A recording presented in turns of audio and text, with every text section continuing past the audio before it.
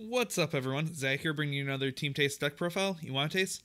Today, I'm bringing you Raichu GX Magnezone, a new little archetype coming out of the new Shining Legend set, with a little bit of Crimson Invasion spice thrown in.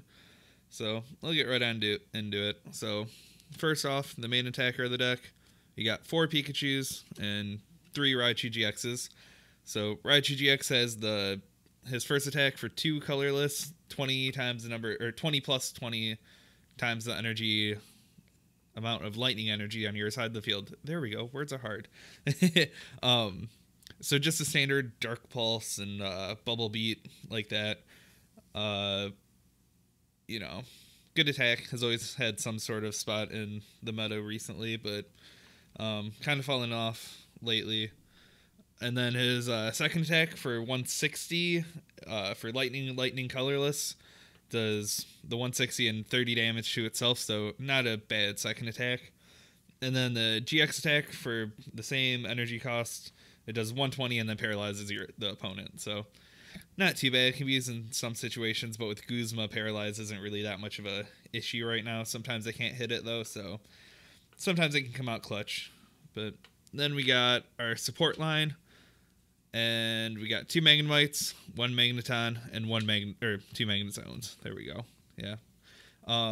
Still not sure on this line. We could pull the Mahone and play like a 202, but the Magneton sometimes seems clutch when you just can't get the Magnezone candy. And I don't know if the 2 Magnemites is enough. Maybe add 1 more. Maybe play like 302, but sometimes you play the 1 Magnemite down and they're going to Guzma it right away, so not too sure on that yet, but it seems okay. And then for our one-off attackers, we have Raichu, the Thunderlance with the Shining Body. Just, he's been around for a while. 50 plus 20 for each lightning energy attached. And his ability makes him a little more tanky. So usually you get 2 energies on a bunch of Pikachus and Raichus, and you want somewhere to unload them. So it's better to put them onto Raichu than Magnezone. And then our new spicy tech, we got Circuitry GX. Excuse the black and white proxies, but Circuitry GX is coming out in I think it's like the GX box thing that comes out the same day as Crimson Invasion. But his ability is that, like, the Aegislash, he's not affected by he doesn't take damage from Pokemon with special energies attached, which is cool. Nice added bonus. Can just wall some decks. And then his first attack for lightning colorless does 100, and you discard the top card of your opponent's deck, which can be cool, but not super useful always. But it's GX attack for a single lightning energy, so it's really good to do like turn 1 or so. Look at your opponent's hand and choose one of those cards and put them to the prize cards. So forces your opponent to take a 7 prize game, and it can just, like, if your opponent turn 1 Bridgets, and then you can just hit him with the GX attack and be like, oh, we're saving that Sycamore. Put that in your prizes. So it's pretty savage. I'm really liking it a lot. It's Pearson's favorite card right now. And then we got 2 Lele's for setup, obvious setups. And then we're playing the 1 Oranguru. So it's good card, good bench sitter. And also sometimes I found myself putting energies on Oranguru a lot. So its attack's not horrible. It's not the greatest, but definitely usable. And then we'll move right on into the supporters. We have 3 Sycamores, standard draw lineup, 3 N, and then we got 3 Guzmas. You could go up to 4 Sycamores, 4 N, 4 Guzmas. Any of those really fine. Then we got 2 Skyless, help get out the candies. Not sure if they're really needed, but they're pretty nice sometimes. And then we got 2 Fishermans. You're going through a lot of energy in the deck a lot, but the 2 seems to be enough, especially with only attaching a couple energies at a time. And then we got 1 Clement. Search your deck for 4 lightning energies and put them into your hand. Insane synergy with the Magnezone. You can just get all 4 and add them right on. And then we got 1 Bridget, just for normal setup purposes.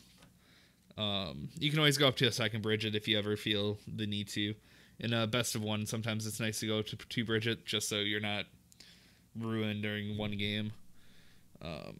So that's it for that. Then the items, we have 4 Ultra Balls, Standard. 3 choice bands helps hit the numbers, especially with like a or Raikou and Raichus.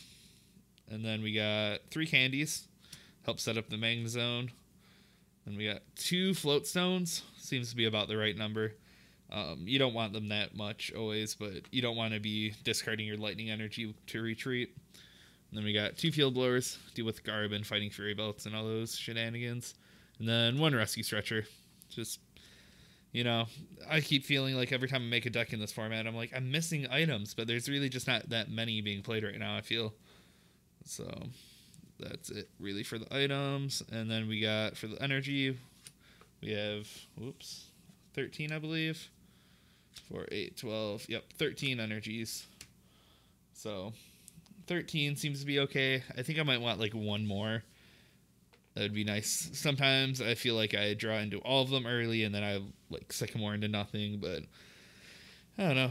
It seems to be okay. That's one of those numbers you can always play around with to your liking. But so far, deck seems to be okay. It's been running okay. When it runs hot, it runs hot. But oh, forgot to point out too, the Pikachu of choice. I like the 70 HP Pikachu with the Thunder Wave. Thunder Wave is just so clutch sometimes to paralyze your opponent for the 1 energy. There's a few different prints. This came out in the new Shining Legends box, and then there's like the promo from, I think it's like Sun Moon 1 promo.